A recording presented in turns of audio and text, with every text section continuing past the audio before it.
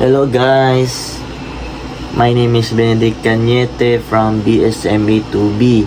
So ako napili tuod nga barangay is Barangay Bugo kay taga diri man ko lisod pud di bitaw. So hulati ko mag-intro ko in 3 ay ka 3 2 1. Apa nasugod, sugod na. Nestled in the heart of Cagayan de Oro, Bugo is an enchanting local primarily known for its educational institutions, particularly its colleges that attract students from all over the Philippines.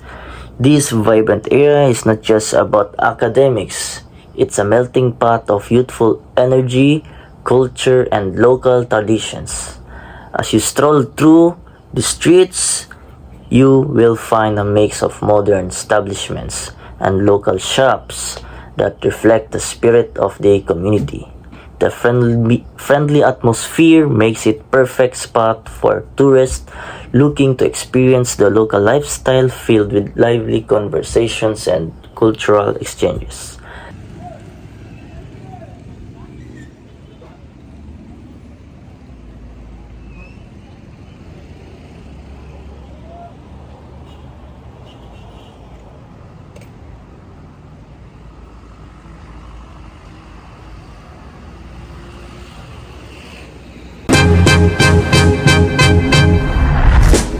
Can I call you Rose? 'Cause you're sweet like a flower in bloom.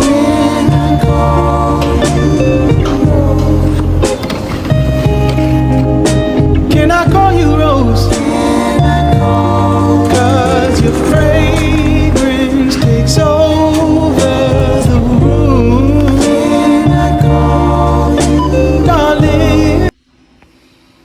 So, hi guys. Papatanaw man no kay magpauban na sad ko sa atong next stop padulong sa Bugo National High School.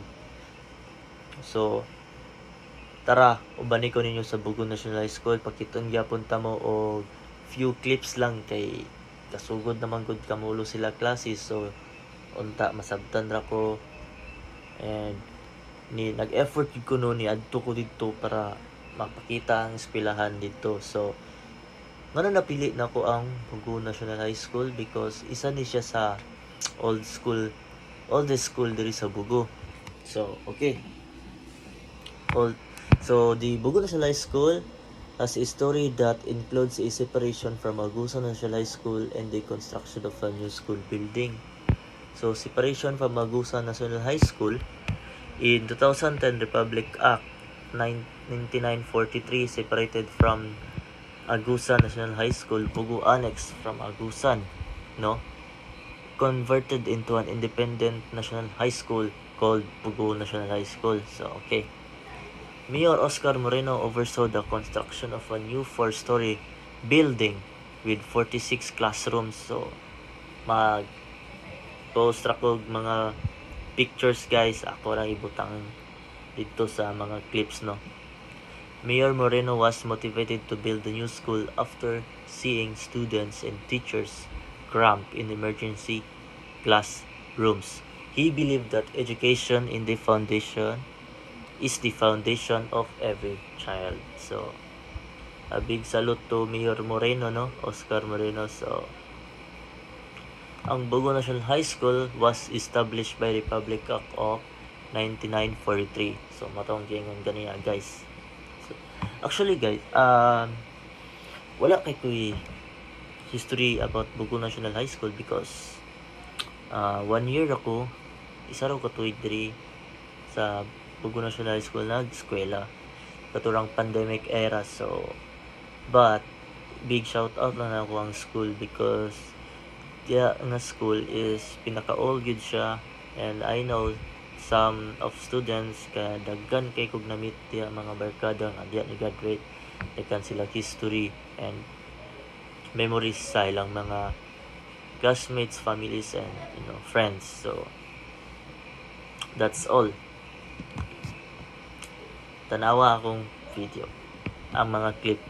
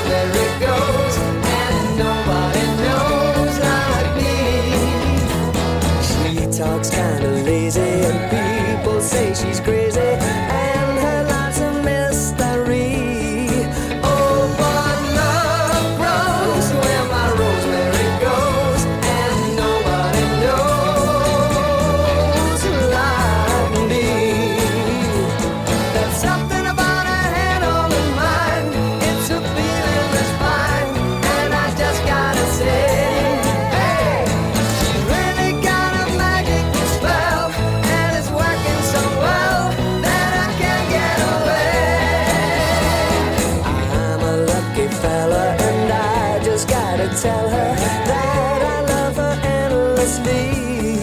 Because love grows where my rosemary goes, and nobody knows like me.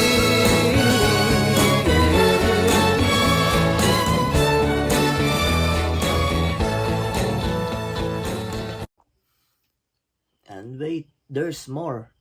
Bugu is also a gateway to the natural beauty surrounding here in Cagayan de Oro.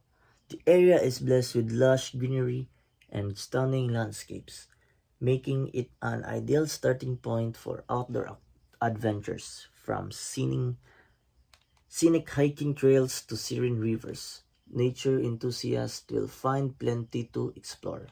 So, additionally, the local cuisine offers a delightful taste of regional flavors with the numerous eateries and street food stalls showcasing the best of Misamis Oriental's culinary offerings. So, whether you're enjoying a meal with your friends or engaging with the local community, the Barangay Bugu provides a warm and inviting experience that resonates with visitors. So, in summary, Bugu is more than just a colleague town. It's an experience waiting to be explored. With its unique blend of education, culture, and nature, it promises a memorable visit for tourists seeking to delve into the heart of Cagayan de Oro. So, once again, my name is Benedict Cañete from BSME2B, and thank you for watching.